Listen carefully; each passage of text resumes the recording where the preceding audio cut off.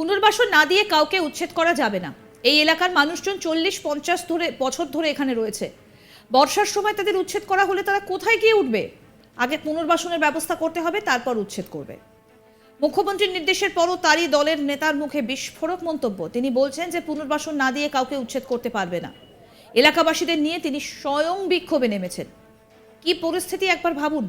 একদিকে মুখ্যমন্ত্রী তার দলের নেতা মন্ত্রীদের হুঁশিয়ারি দিয়ে বলছেন যে সেখানে যার জায়গা দখল করে রেখেছেন, যেখানে যারা, তাদের সরে যেতে হবে। আর অন্যদিকে তার দলেরই এক নেতা অন্য সুরে কথা বলছেন, যা নিয়ে চাপে পড়েছে শাসক দল। সরকারি জায়গায় অবৈধ দোকান বসবাসকারীদের হটিয়ে দেবার নির্দেশ দিয়েছে রাজ্যের মুখ্যমন্ত্রী মমতা বন্দ্যোপাধ্যায়। সেই নির্দেশের পর হলদিয়া বন্দর কর্তৃপক্ষ মাইকিং করে তাদের জায়গায় ঝুপড়ি করে বসে থাকা মানুষজনকে সরে যাওয়ার কথা ঘোষণা করে। আর সেই ঘোষণার পর শুক্রবার সকালে হলদিয়া পুরসভার 29 নম্বর ওয়ার্ডের টাউনশিপ এলাকায় বন্দর কর্তৃপক্ষ উচ্ছেদ করতে এলে স্থানীয় মানুষদের সঙ্গে বাধা দেয় তমলুক সাংগঠনিক জেলা তৃণমূলের যুব সভাপতি তথা প্রাক্তন কাউন্সিলর আসগর আলী। এদিন স্থানীয় মানুষদের সঙ্গে যুব নেতৃত্বরা প্ল্যাকার্ড হাতে নিয়ে বিক্ষোভ দেখাতে থাকে। দলের নেত্রীর নির্দেশের পর যুব সভাপতির এই ধরনের আচরণে রাজনৈতিক জল্পনা শুরু হয়েছে। অবিলম্বে পুনর্বাসন দিতেই হবে, অবিলম্বে পুনর্বাসন দিতেই হবে। অবৈধ বস্তি উচ্ছেদ করতে আমরা দিচ্ছি না, দেব না। যতদিন না পুনর্বাসন হচ্ছে ততদিন আমরা লাগাতার আন্দোলন চলছে। যতদিন না পুনর্বাসনের ব্যবস্থা হচ্ছে আমাদের লাগাতার আন্দোলন চলছে।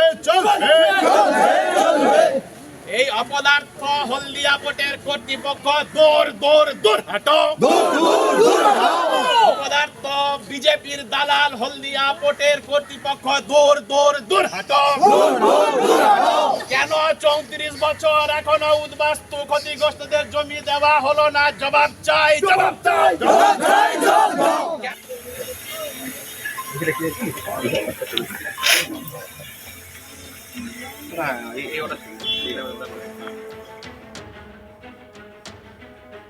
শুক্রবার সকালে হলদিয়া বন্দর এলাকায় উচ্ছেদ অভিযান শুরু হয়। উপস্থিত ছিলেন পুলিশ আধিকারিকরা। গত 4 দিন আগে এই সংক্রান্ত ঘোষণা নিয়ে মাইকিং করে বন্দর কর্তৃপক্ষ। নির্ধারিত সময়সীমা শেষ হলেই শুরু হয় সকাল থেকে উচ্ছেদ অভিযান। তৃণমূল যুব সভাপতি আসগর আলী জানান, এই এলাকার মানুষজন 30 থেকে 40 বছর ধরে এখানে রয়েছে। বর্ষার সময় তাদের উচ্ছেদ করা হলে তারা কোথায় গিয়ে উঠবে? আগে পুনর্বাসনের ব্যবস্থা করতে হবে, তারপর উচ্ছেদ। স্থানীয় বিজেপি সাংসদ অভিজিৎ গাঙ্গুলির মদতে বন্দর কর্তৃপক্ষ বাস্তুহারা জমি হাদারের উচ্ছেদ করার চেষ্টা করছে। আমরা এর তীব্র প্রতিবাদ জানাচ্ছি। কি বলছেন তৃণমূলের যুব সভাপতি শেখ আসগর আলী, শুনব। বন্দর কর্তৃপক্ষ অন্যায়ভাবে উচ্ছেদ করছে। অভিজিৎ গঙ্গোপাধ্যায়ের কালা অর্ডার আমরা মানব না। যদি কিছু বিষয় থাকে আলাপ আলোচনার জন্য আমরা রাজি আছি। যদি উচ্ছেদ করতে চায় পুনর্বাসন দিয়ে উচ্ছেদ করতে হবে। বিশেষ করে এই সময় বর্ষাকাল, 2 জেনারেশন এরা বসবাস করছে, প্রায় 40 বছরের বেশি বসবাস করছে। যা থেকে পোর্ট হয়েছে, এক তো এখানে ক্ষতিগ্রস্তদের এখনো পর্যন্ত জমি দেয়নি পোর্ট কর্তৃপক্ষ। জমি না দিয়ে আবার তারা যেহেতু এখানে বসবাস করছে একটা জায়গার উপরে 40 বছর ধরে, সেটাকে নির্মমভাবে এতটা অমানবিক পোর্ট কর্তৃপক্ষ বিজেপি দালালি করতে করতে এমন জায়গায় নেমে গেছে, সেই পরিবারগুলোকে তুলতে এসছে অন্যায়ভাবে। এই বর্ষাকালে এই পরিবারগুলো যাবে কোথায়? ছোট ছোট ছেলেমেয়েরা স্কুলে যায়, এইখানে সাপের কামড়, বর্ষা হচ্ছে, কোথায় গিয়ে তারা বসবে? আজ সাপের কামড়ে কোনো অঘটন ঘটে গেলে বা অন্যায়ভাবে যে জিনিস করছে কেউ যদি অঘটন ঘটিয়ে ফেলে, তার দায়ভার পোর্ট কর্তৃপক্ষকে নিতে হবে, বিজেপিকে নিতে হবে। কারণ এই জিনিস অমানবিক জিনিস আমরা মানব না। ছোট ছোট ছেলে 2 জেনারেশন তারা বসবাস করছে, স্কুলে যায়, কোথায় গিয়ে তারা উঠবে? আজকে এই নৈতিক এরা জ্ঞান ধারণা নেই, সত্যিই নেই। কারণ এদের মালিক নরেন্দ্র মোদী তো মূর্খ, আর তাদের এখানে বসিয়েছে যাদেরকে, মূর্খগুলোকে বসিয়েছে তাদের অনৈতিক কাজ করার জন্য। হাইকোর্টের অর্ডার, অভিজিৎ গাঙ্গুলির কালা অর্ডার, বিজেপির দালালি করা অর্ডার, বিজেপির পয়সা দিয়ে কেনা অর্ডারকে আমরা মানব না। আমরা আলোচনার জন্য রাজি আছি। আমাদের কাছেও পেপার আছে, লিগাল পেপার, আমরা লড়াই করব। আমরা চাইছি বর্ষাকাল যেহেতু চলছে, এখন যেমন আছে তেমন থাকবে এবং আগামীতে আলোচনা সাপেক্ষে পুনর্বাসন দিয়ে এদের উচ্ছেদ করুক, আমাদের তাতে কোনো আপত্তি। স্থানীয় শেফালি বর নামে এক মহিলা জানান, দীর্ঘদিন ধরে আমরা এখানে বাস করছি। এখন পুনর্বাসনের ব্যবস্থা না করে এই জল বৃষ্টির দিনে উচ্ছেদ করার চেষ্টা করছে। আমরা তার প্রতিবাদ জানাচ্ছি। পরিবার নিয়ে এই মুহূর্তে কোথায় গিয়ে থাকবো? তার আগে ব্যবস্থা করা হোক, তারপর আমরা বাড়ি ছাড়বো। কি বলছেন স্থানীয় বাসিন্দা শেফালি বর, শুনবো। আমাদের বাচ্চা কাচ্চা পরীক্ষা চলছে আমরা পুরন বাসন দিলেই আমরা উঠবো, নাহলে উঠবো না। হ্যাঁ, বন্ধ করতে হবে। আপনাদেরও তো দেখার দায়িত্ব। আমরা যেমন লড়াই করছি আপনারা লড়াই করুন, তারপরে রক্ষা করুন। আমরা বর্ষা ওই জন্য তো লড়াই করছি যে আমাদের গেলে কোথায় যাব, বাচ্চা কাচ্চা আমাদের বাসস্থান নেই, আমরা এখানেই জন্ম, এখানেই সমস্ত, আমাদের এখানেই বিয়ে, সমস্ত এখানেই, আমরা কোথায় যাব? আমাদের হ্যাঁ, আমাদের পুনর্বাসন দিতে হবে।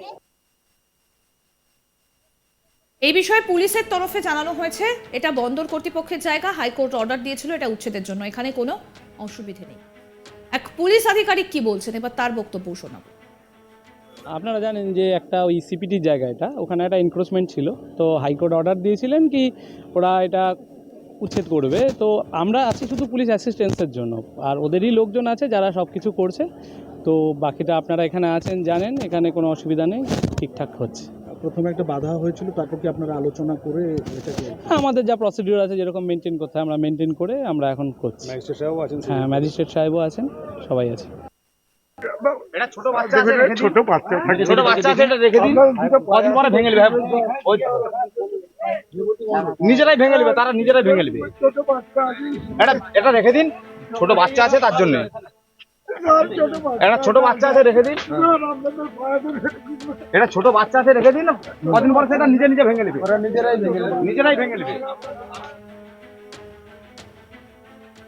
আমাদের প্রতিনিধি চন্দন সেনাপতি কি প্রতিবেদন তুলে ধরেছেন শুনবো।